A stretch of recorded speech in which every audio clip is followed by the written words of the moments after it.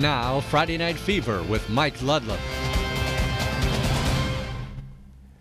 Good evening, everyone. The Upper Peninsula High School football season reaches week 7, also known as Rivalry Week Part 2. And our showdown of the week has one of those rivalries in mind, as undefeated Negaunee takes on 3-2 Ishpeming. Pick up the action in quarter number 1. Brock Aho, the pitch to Neil Violetta on the option, and he goes in untouched from a couple yards out, 6-0. Conversion did not work. Ishpeming responds, 4th and 1. And Isaac Olson, yes, they say he's in the end zone. Hematites pick up the 2-pointer, so they lead 8-6. Brock Aho will call his own number, and he starts running like his dad, Bud Aho, did a couple decades ago. Off to the races, good for 42 yards before he is tackled by Wyatt Bodette.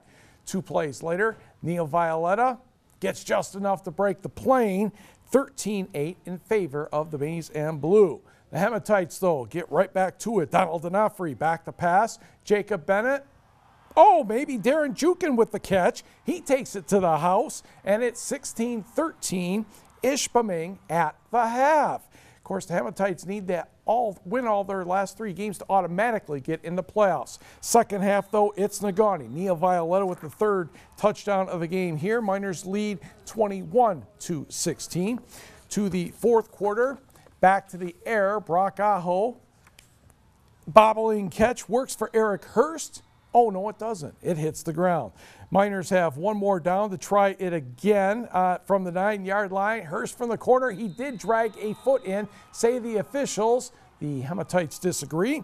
Negaunee goes on to win 28-16. Last time the Miners picked up a win against Ishpeming, the seniors were in 8th grade. It was a battle. It's a great game tonight. You couldn't ask for anything else. You know, Ishpeming came out, really played a heck of a ball game.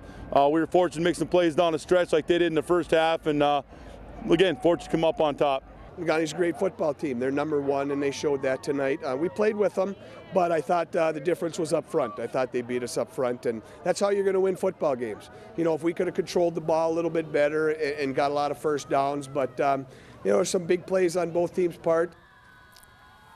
The Miners are now 7-0 on the season. They visit the new turf at Marquette next week. Ishpeming is 3-3 and hosts a very good St. Ignace team next week. Rivalry number 2, let's go to Iron Mountain, where the Mountaineers were taking on Kingsford. And Trevor Roberts, I should say that's Mac Hull with the touchdown, an early 7-0 lead. That was after a good Trevor Roberts run.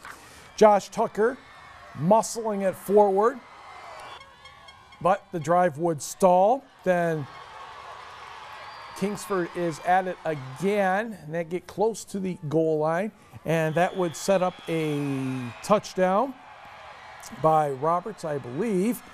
And the Mountaineers would get a nice pass here to Charlie Gerhardt, but the Mountaineers were not able to find the end zone. Kingsford pitches a shutout, winning this one 35-0. Rivalry number 3, Escanaba, Gladstone with their breast cancer awareness pink jerseys, and that's an easy touchdown for Chris Lemire on the pick 6. Escanaba has a 7-0 lead. Then Cody Vandermissen will burrow into the end zone. That would make it 13-6. Then Ben Schwalbach scrambles a bit and then just kind of dumps it off to Jeff Stenson.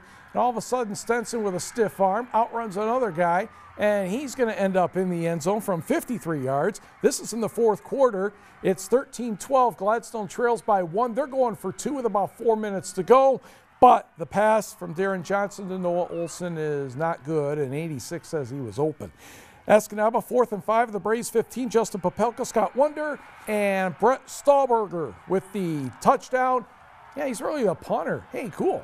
2-point run failed, but Escanaba hangs on to win 19-12. To the Superior Dome, where Marquette was taking on the top team in Division 4, Detroit Country Day. 2nd quarter, that's Nick Neibauer. Good for 40 yards and a touchdown. And the Yellowjackets had a 19-0 lead at the half. Third quarter, still 2nd quarter, Marquette quarterback Jackson Ostrowski rolls. Ethan Martish, the catch. Finally tackled on the DCD 41, gain of 36 yards. 2 plays later, Ostowski's hoping that formula works again, but Steve Mann says, I don't think so. By the way, Mann is slated to play baseball at Duke University in the future. Early in the fourth quarter, Nick Neibauer crosses the goal line from 6 yards, and Detroit Country Day goes on to win 32-0. Scoreboard. Menominee, an easy win over Sault Ste. Marie, 56-8. In fact, we have lots of easy scores on the next page as well. St. Ignace defeating Central Lake 56-0, and Newberry pulls away in the second half to take care of Manistee 48-6. Back to the Mid-Peninsula Conference, the Norway Knights taking on Westwood. Josh Plant airing it out. Michael Wilson, little stutter step move, then back the other way. And he finally gets it down to the 10-yard line for Norway. And the handoff to Cody Carlson. I think Cody was even surprised he had that much room to get into the end zone. And it's 21-12 Norway.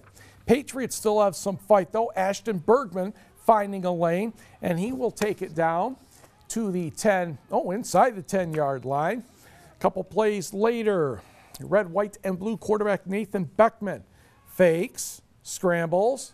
Jacob Adriano, you better show up. There you are. That's a touchdown. And Westwood is right back in business.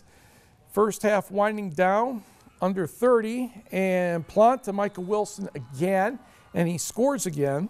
They would lead 29-18 at the half, and the Knights hang on to win 29-24. North, let us go north. Calumet and Lance. And Russ Bajorn, Dalen Anderson, or Rory Anderson scores here. Foster Miller is going to make a tackle on the Copper Kings' Dalen Anderson. Then Cooper Joffitson is looking for someone to throw to, but Grant Johnson says, you know, you've run far enough. That will be enough. Calumet's defense did a nice job keeping Lance out of the end zone. The Copper Kings take this one 20-0. Hop in the car. Let's go to Hancock against Gwynn. Hancock freshman quarterback Colton Solani to Grant Hokinson, 5, touchdown. And Hancock is off and running. Gwynn, though, would keep running the football at a reasonably effective rate. This is Chris Bosworth picking up a first down as he runs over people inside the 10-yard line. Back the other way for the Bulldogs. Hokinson takes the pass from Solani, and he is going to score. For the Model Towners, Mr. Bosworth is going to get the football once again, go up the middle for a very nice game. This game was crazy, went back and forth, tied at 26 at the half, but Gwynn goes on to take this one 60-32. The Model Towners can clinch a playoff berth with a victory in the final 2 weeks. Hop in the car again. Let's go to Houghton, where it was raining cats and dogs against Lakeland and Hubble. Brendan Middleton of Lakeland and Hubble with the interception in the second half before getting pushed out of bounds. Carter Crouch gets sacked by Houghton's Ronald Olson. You can tell the turf's just in a really great mood. Unfortunately, the snap goes over punter Sam Killar's head. He recovers, but that's a safety. That made it 28-0, and the Lakes stay undefeated with the 28-0 win. Back to the numbers. North Dickinson 50, Ironwood 0. Bark River Harris defeats Munising 30-6. Hurley cruises past Gilgivic 42-6. And it's been a rough week in West Iron County, but the Whitecons get a good win over Northland Pines 18-6. 8-man football. A couple of 5-1 teams, Rapid River, taking on Stephenson. And we will start with Jesus Becerra dominating the highlight reel. Jesus has the ball. He spins. Finally gets tackled. Then Becerra is going to give the ball off to Nick Mackey, one of those inside trap kind of plays, and Nick's going to run for a while. In fact, Nick's going to find the end zone. Hits the pylon. That's good enough for everybody else. And the Eagles are on the board, and the Eagles would keep right on going. Becerra, oh, check out the balance there as Alex Hansen does a nifty piece of running. Then Becerra is going to score again, and the Eagles had way too much fun tonight, 52-8. 8-man numbers. Dan Nasserini, 9 carries, 166 yards, 4 scores, and another one on an interception return, 64-12 Forest Park over Baraga. North Central 78, Kearney 806, Engadine rallies to beat Cedarville 52-42. Ontonagon and Ewan Trout Creek really play tomorrow. Pickford wins easily over Onaway. So does Rudyard over Charlton Heston, and we will be right back. Let's go right to the NMU soccer field. The men were taking on Ashland this afternoon. First half corner kick for Ashland. Malcolm Mormon skips ahead. Deflected, but nice save by Filippo Torelli. Oh, we're not done. Tristan Reagan stops one. Then Torelli's head takes another one before it's finally cleared. No score at the half. In the second, Sam Pop off the turnover, rips one toward the net, but it is denied by Nick Ciraldo. About a minute later, the ball will go into the box, and Ashland is guilty. Oh, yeah, you can't do that in the penalty box. That doesn't work. That will be a penalty kick goal for Ivar Arneson. However, this game would end in a draw at 1. On the scoreboard on the women's side, Tech beat Saginaw Valley 2-1. Northwood over the Wildcats 1-0. College hockey, Minnesota State 3, Michigan Tech 1. Shane Hanna the goal for the Huskies. NMU defeats Wisconsin 3-2. Gerard Hansen, Robbie Payne, and Troy Loggins the goals for NMU. Also in collegiate hockey, Western over Ferris 2-1. Connecticut 6, Alabama Huntsville 0, and Bemidji over Bowling Green 2-1. And we will be right back.